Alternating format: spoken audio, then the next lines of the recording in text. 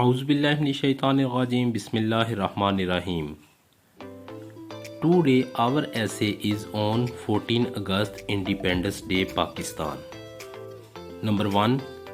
Independence Day of Pakistan is held on the 14 August.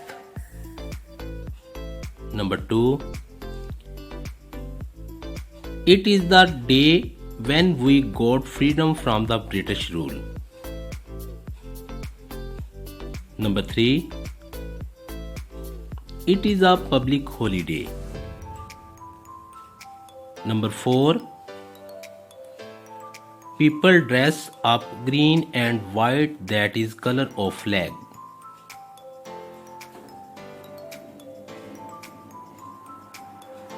Number 5. All Pakistanis celebrate this day on the 14 August. Number 6. The Prime Minister addressed and congratulates the nation. Number 7.